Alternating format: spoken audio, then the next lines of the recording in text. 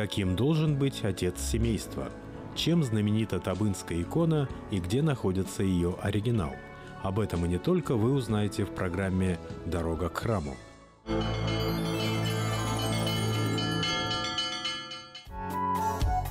Третье по счету воскресенье июня отмечается Международный день Отца.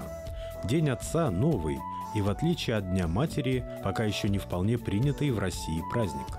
Но в мире он имеет официальный статус в разных странах и отмечается с соблюдением традиций.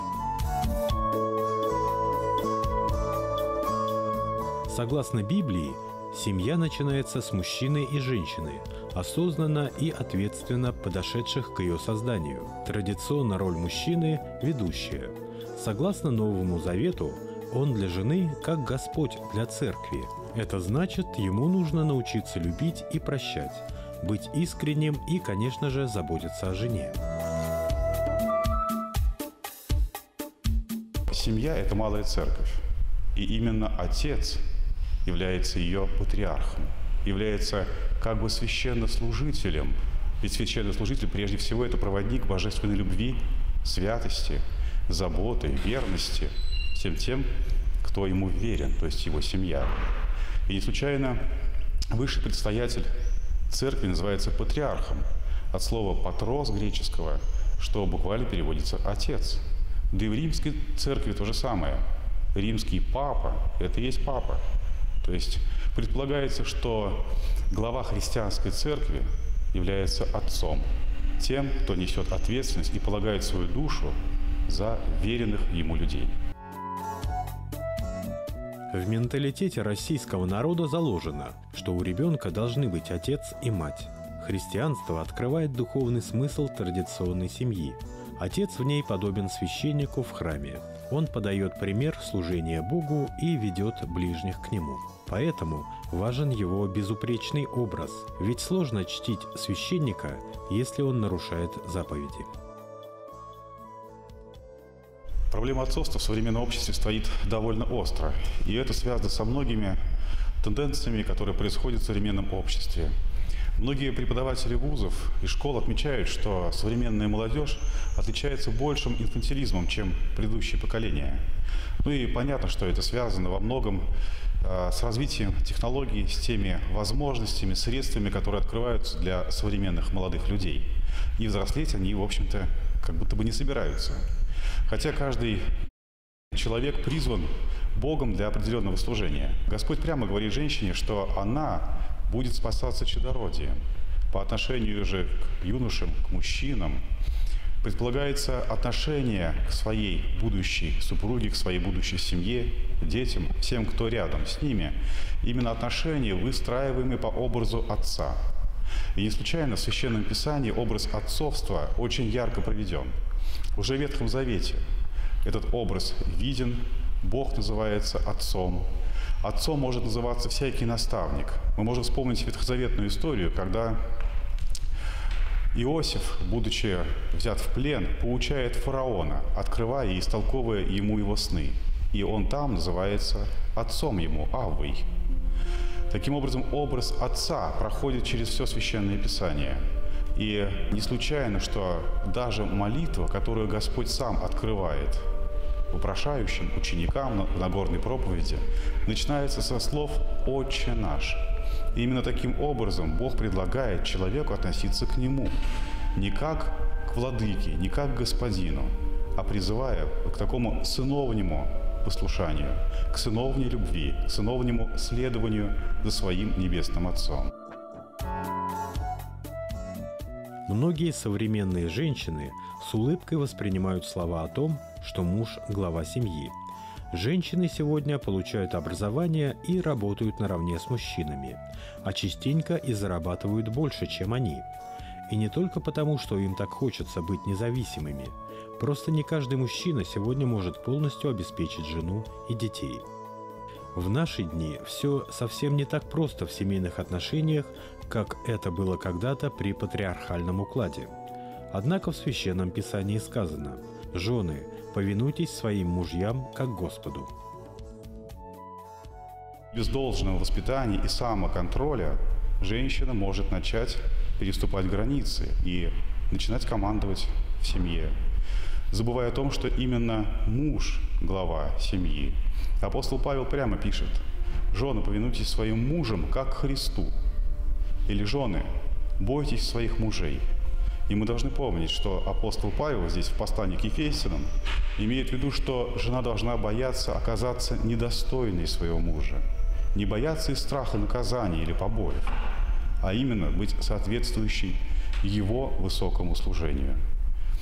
Поэтому отношения в семье между супругами, между детьми, в целом между отцом семейства и его домочадцами должны выстраиваться в иерархической вот такой схеме.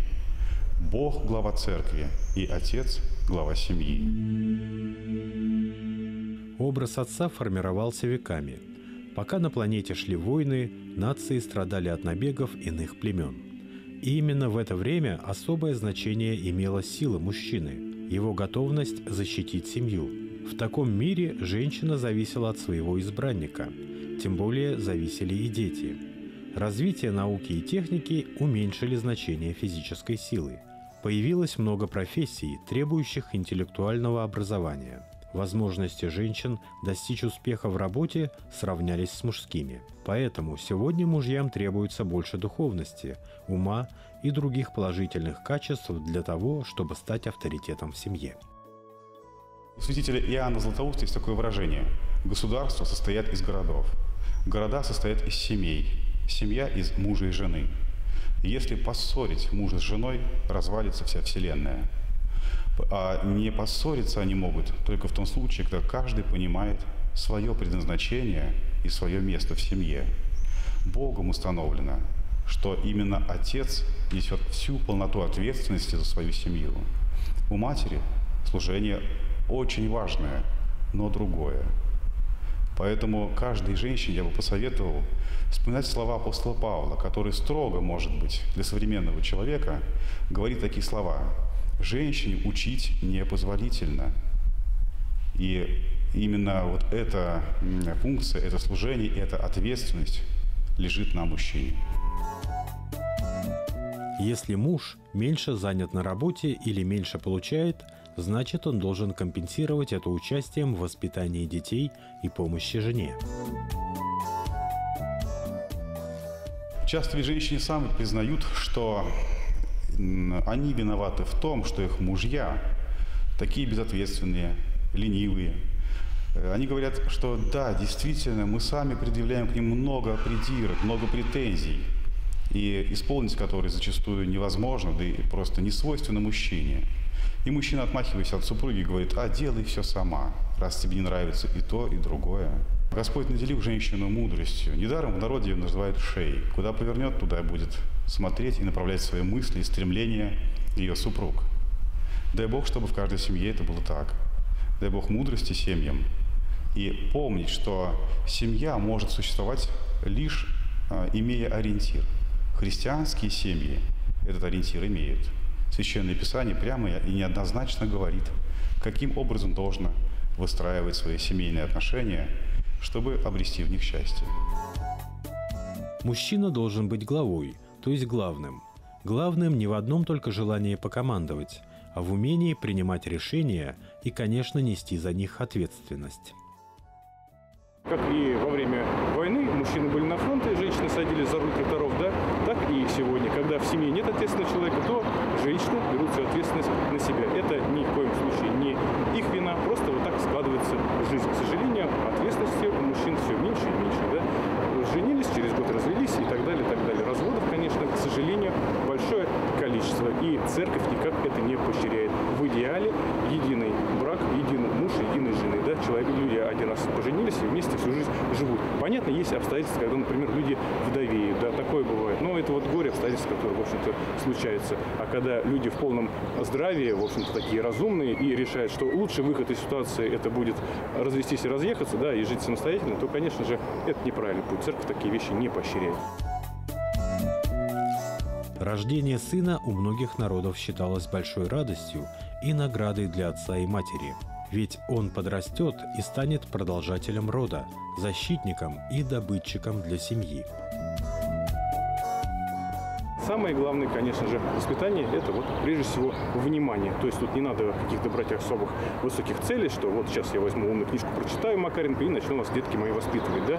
Воспитывать нужно, опять, как говорил сам Макаренко, на собственном примере. Если ты, папа, много трудишься, ты читаешь книжки, не сидишь целый день в телефоне перед компьютером, то и дети, скорее всего, будут такие, как ты. А другой реакции тут ждать невозможно. Если ты всем этим не занимаешься, а еще и много выпиваешь алкоголя, куришь и где-то ходишь не пойми где и с кем, то, конечно же, рассчитывать на то, что твои дети будут воспитаны, уже вероятность намного меньше. Важны в воспитании и примеры мужественных людей. Книги, фильмы, интересные материалы в интернете. Но пример так и останется мечтами, если он не будет конкретно реализовываться. Отцы должны помнить, что ребенок воспитывается на их примере. Роль папы важна и ответственна, потому что ребенок соотносит любые его действия со своими и старается во всем ему подражать.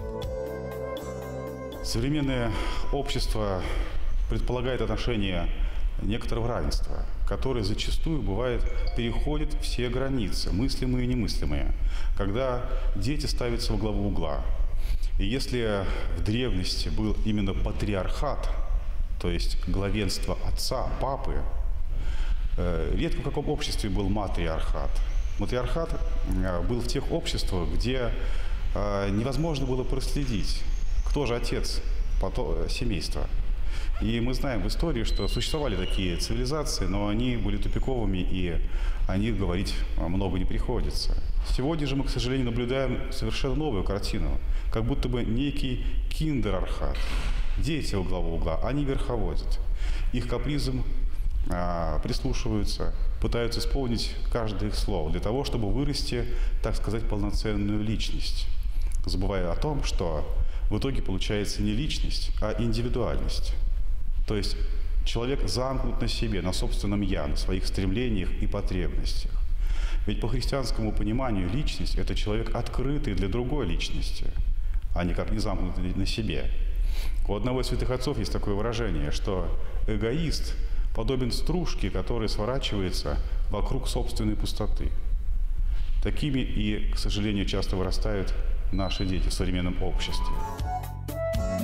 Многие мужчины уверены, что уход за ребенком не мужская работа. Это неправильное представление. Можно быть нежным отцом и настоящим мужчиной одновременно. Известно, что духовная близость и дружеские отношения между отцом и детьми оказывают благотворное влияние на характер ребенка и на всю его последующую жизнь. Совсем давным-давно, когда я еще не был женат, один православный протодиакон сказал мне такую интересную вещь, я так прям даже удивился, про то, что он говорит, у нас почему-то принято, что человек становится мужчиной, когда сходит в армию. Он говорит, это не так. Человек становится мужчиной, когда женится, потому что он берет ответственность не только за себя, но и за другого человека. А потом у них появляются дети, и людей, за которых он отвечает, все больше и больше. И, в общем-то, он с этой ответственности, от этой ответственности отказаться никогда не может. Вот это и есть настоящий мужчина. Поэтому, конечно же, я понимаю, многие сегодня мои слова воспримут не очень хорошо, но, к сожалению, это так. Настоящий папа – тот, который живет со своей семьей, тот, который любит свою жену, воспитывает своих деток. Вот это и есть настоящий православный папа. Жизнь – это путь, и на этом пути важно, чтобы каждый поддерживал друг друга и вкладывался со 100% отдачей. Любите друг друга, и все. Любовь все покроет, и все будет хорошо, все будет замечательно. И когда любишь, заботишься, конечно же, прежде всего о том, кого ты любишь, а не о себе. И это самое главное. И тогда будет диалог, вы друг друга будете слышать, и все у вас будет хорошо и замечательно. Так уж устроено природой, что мы, мужчины и женщины, разные. Соответственно, и роли у нас разные. И от того, насколько мы хорошо выполняем каждый свою роль, и зависит счастье в семье.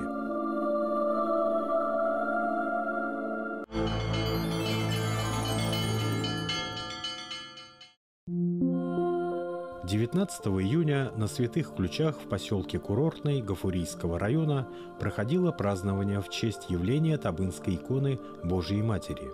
Этот праздник отмечается на 9-ю пятницу после Пасхи. Обычно сюда приезжают тысячи паломников. Но в этом году, в связи со сложившейся эпидемиологической обстановкой в стране и в нашей республике, ради пасторской заботы о здоровье и жизни прихожан и недопущения распространения коронавирусной инфекции, праздничное богослужение прошло в режиме онлайн-трансляции.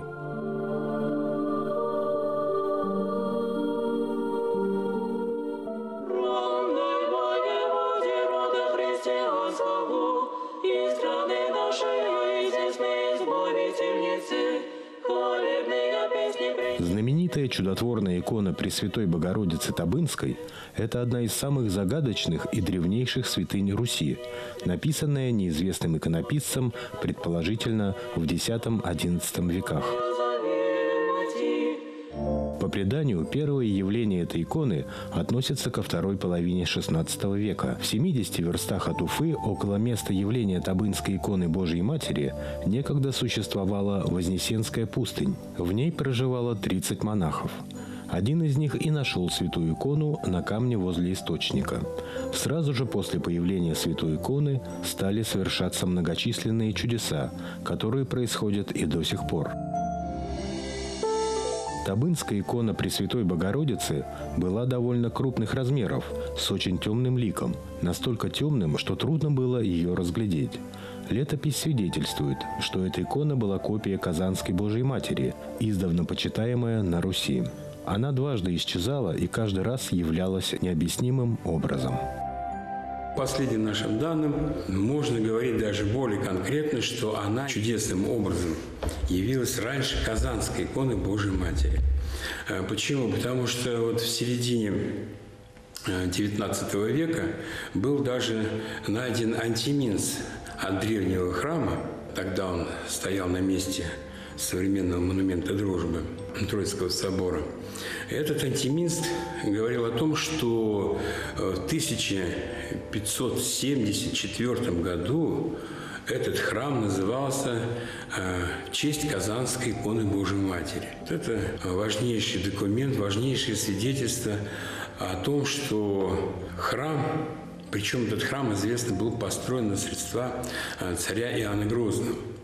Вот это важнейшее свидетельство о том, что Табынская икона была уже тогда явлена. Почему мы считаем, что это Табынская именно икона? Потому что в самом городе Казани явившаяся икона долгое время не называлась даже Казанской, она просто называлась явленной.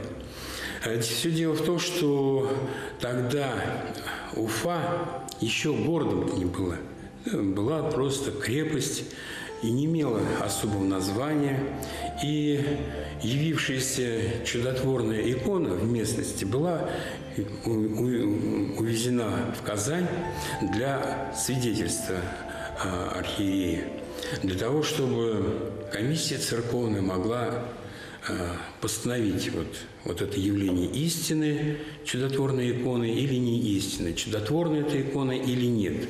Тогда все такие подобные знамения обязательно сопровождались таким обязательно обсуждением. И, конечно, явившиеся иконы давалось им имя по ближайшему городу. Ближайший город был город Казань, других городов не было. Поэтому Табынская икона изначально получила такое название. И это название, оно сохранялось за ней очень и очень долгие годы. Только сейчас мы говорим, что это Табынская, не вспоминая о том, что всегда называли ее Казанской. Икона была возвращена в город Уфу. И дальше известно, что вот этот собор внезапно сгорел от удара молнии. Это произошло как раз в 1597 году. И, согласно преданию, именно в этот год здесь, на Святых Ключах, вновь явилась Табынская икона Божией Матери. С тех пор она и уже тут пребывает. Поэтому мы явление отсчитываем от этого года. Последним местом явления был храм села Табынское, по названию которого с XVIII века икона стала именоваться Табынской Божьей Матери, покровительница Урала, Поволжья и, конечно же, нашей башкирской земли. Явление это произошло на 9-ю пятницу по Пасхе. С тех пор эта дата стала днем празднования чудотворной иконы. Табынская икона известна была вот среди башкир еще задолго до этого явления. Во время крестных ходов в некоторых башкирских племенах старались принять у себя табынскую икону, хотя они не были крещены, хотя они являлись официально мусульманами. По преданию, крестный ход с табынской иконой Божьей Матери был самым продолжительным в истории России. Носимая по городам и селам табынская икона спасала людей от засухи и пожаров, избавляла от чумы и холеры. Когда по полгорода вымирало людей от холеры и от других болезней, то уже просто другого способа остаться жить, спастись как-то у людей не было. Тогда, в те времена, и особых лечений не было. Правительство даже издало строжайший закон о карантине. Вот если деревня заболела холерой, ее окружали войска, никого оттуда не выпускали, пока все не умрут или там кто останется. У нас был такой святой митрополит Филарет Московский. Вот он как раз первый благословил, даже не спрося синода, не сената тем более, благословил крестные ходы с чудотворными иконами для защиты от холеры. Вот эти крестные ходы пробивали. Единственный, кто мог, вот крестные ходы пробивали вот эти карантин. Люди с горящими глазами могли ходить за табынской иконой почти весь год крестным ходом. И они без еды даже, порой без питья, совершали вот именно пешком эти путешествия, потому что видели на каждом шагу вот такие чудеса и знамения. Это сильно переворачивает человека. Последний крестный ход с табынской иконой прервался под Оренбургом во время Гражданской войны. Во время Гражданской войны казаками атамана Дутова чудотворный образ был вывезен в Китай. Затем русское население по настоянию большевиков изгоняют из Китая, и табынская икона сначала попадает в Австралию, а потом в город Сан-Франциско, где и исчезает. Известно более 1500 икон Божьей Матери, которые почитаются в православной русской церкви как чудотворные. Из них особо прославленных икон на территории современной России насчитывается 120, из которых только 36 явленные, то есть обретенные неким чудесным образом. Среди них табынской иконе принадлежит особое место.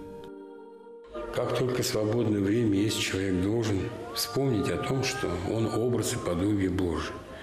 Он должен прийти к Богу. И как не в храме это все сделать, и особенно перед той иконой, через которую изливаются чудеса Божии, призывающие нас о том, чтобы мы вспомнили о нашем истинной обители. О каждом храме должна быть такая святыня, потому что это как раз и явится таким светочем, маяком для души человеческой, когда он не то что будет раз в год в храм ходить, но хотя бы почаще, раз в месяц. А может быть, что будет хорошо каждый воскресный день.